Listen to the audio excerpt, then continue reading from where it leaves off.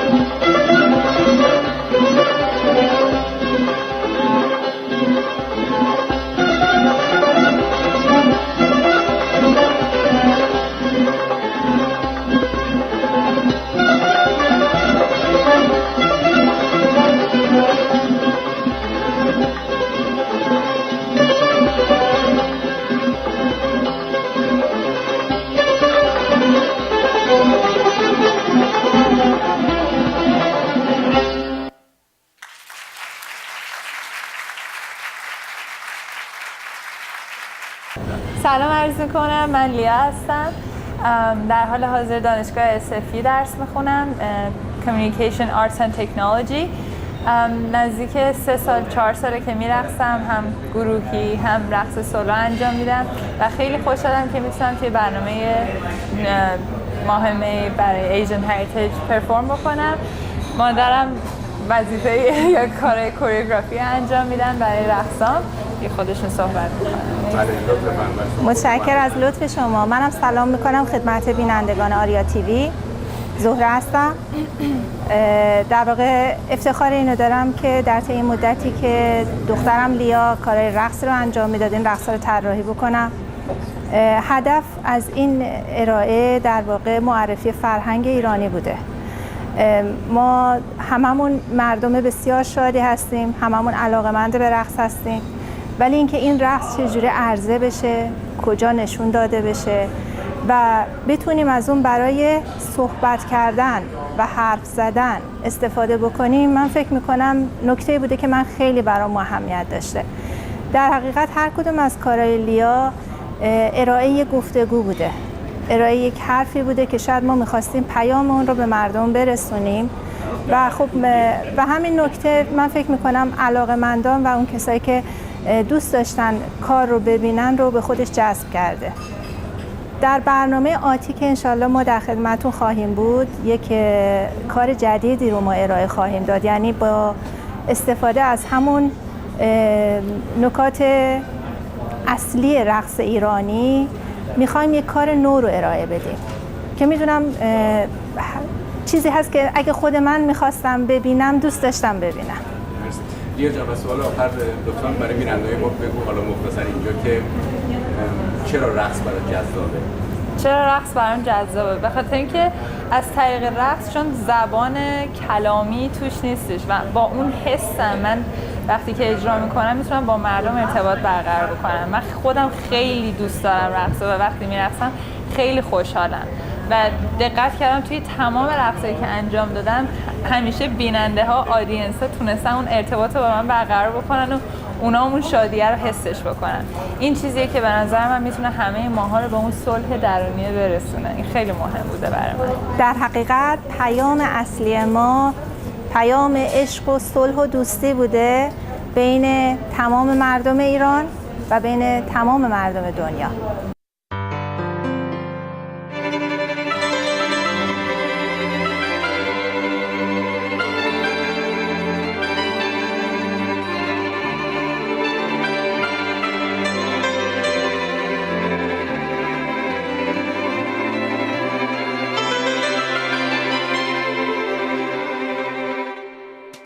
کلینیک شنوایی نوبل در وست ونکوور با مدیریت دکتر رحیم قنبری. ما در کلینیک شنوایی نوبل در وست ونکوور آماده ارائه خدمات تخصصی در زمینه شنوایی و سمک هستیم.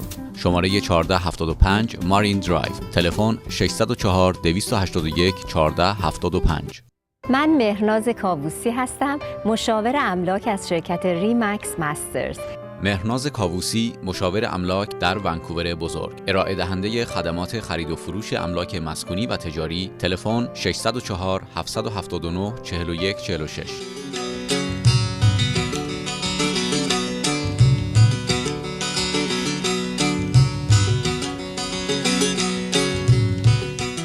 The 19th year of Asian Heritage Month. It's a yearly program for the month of May. My name is Sun. And I'm محسنی. I'm a journalist at Global News. So to start off, Bob and I wanted to talk a little bit about migration and why people would leave their home for a new home in a new land. And as most of you in the audience know, that's not an easy thing to do. So from an Iranian perspective, we haven't really had a long history in Canada, but we've had a huge impact in the country, as evidenced by all the hardworking and successful Canadian Iranians that are contributing to the society every day. I mean, just take a walk down Lonsdale Street and you'll see what I'm talking about. To give you some perspective, during the Second World War, there were about 12 Iranians in total in the entire country. I mean, flash forward to today, and it's a completely different story. You might find 12 Iranians in one elevator that you can count. But, you know, Iranians are very strong people, and they've overcome a lot of invasions throughout history, and throughout history they've always maintained their culture, their language, and art. And they adapt well to new societies because Iran itself, of course, is a very multicultural society built up of a lot of different ethnic backgrounds and a lot of different religions and languages as well. So for many Iranian Canadians, especially the ones that are separated from their families, as some of you have experienced, that can be a really difficult thing. But tonight, we're celebrating all the people in our community and all the obstacles and challenges they have overcome to grow into successful Iranian Canadians who still take great pride in their history. I mean, and what a history it is indeed, from the declaration, the first declaration of human rights through Cyrus the Great to the first post office, actually, and the calendar that we use today, and not to mention all the great achievements in art and literature, astronomy, mathematics. I mean, I could go on forever about that. But so it's important, you know, for me to say that I'm very proud to be Canadian. I'm also very proud to be Iranian. I can be both. We can all be both, and that's a beautiful thing, that diversity that we're here to celebrate tonight. And just like Nagar with her Iranian background and heritage, the same thing can be said for the Chinese population. I'm fourth generation Canadian, and a lot of my predecessors, my family, they came in to be part of the Canadian process. They considered Canada what they call Gamsan Gold Mountain, for look for prosperity. They came over here to mine the gold mines, to find gold, but also what's the most important thing is the railroad. A lot of the Chinese came over to build the railroad, which provided the immigration to come into British Columbia.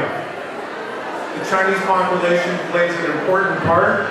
Just like the Iranians, there was a lot of strife and discomfort. There was a lot of families being separated from families for generations and generations. But now we come to a point in our lives where we can actually celebrate the differences and celebrate the fact that both the Iranians and the Chinese and other Asian cultures, that we have tenacity, we have perseverance, we also are very creative as well. So that's why tonight, I can safely say for both Nagar and I, we're proud to be here to celebrate our Asian roots. I'd like for all of you to applaud your Asian background and our non-Asian friends.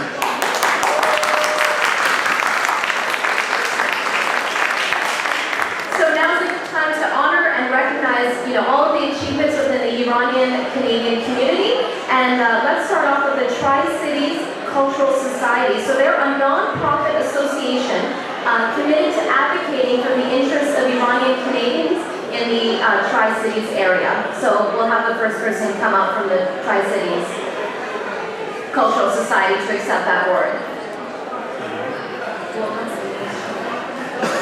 I've been given the name of Fatima Zakiri. You can come up. She's not here. She is here, Fatima Zakiri. You want to accept your award?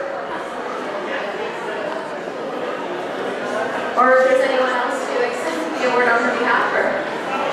She's coming? Okay, she's coming.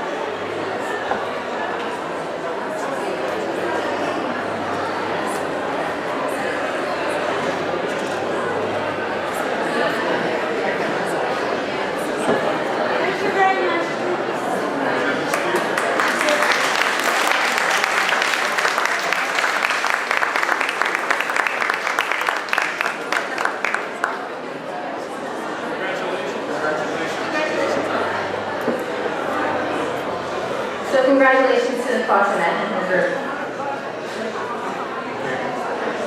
The next recipient would be from the Society of our Iranian Canadian Professionals, a non-profit organization that strives to integrate Canadian Iranian working professionals to network and contribute to the economic and regional development of BC. Can we have a representative from the Iraj. Akbari. See, it's really good, isn't it?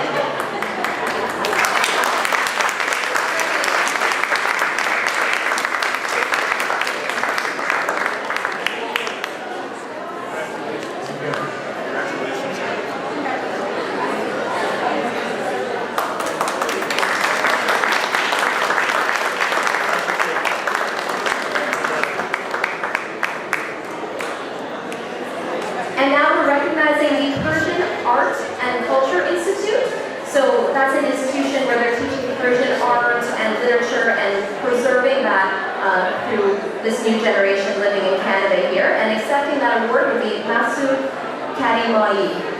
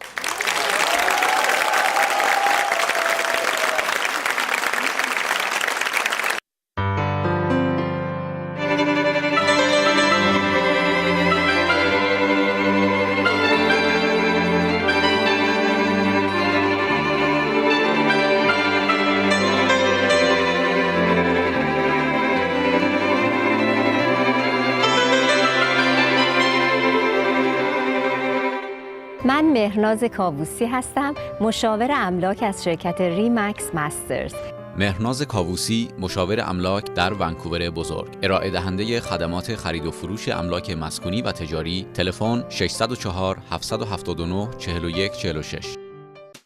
کلینیک شنوایی نوبل در وست ونکوور با مدیریت دکتر رحیم قنبری. ما در کلینیک شنوایی نوبل در وست ونکوور آماده ارائه خدمات تخصصی در زمینه شنوایی و سمک هستیم. شماره 1475 مارین درایو. تلفن 604 281 1475.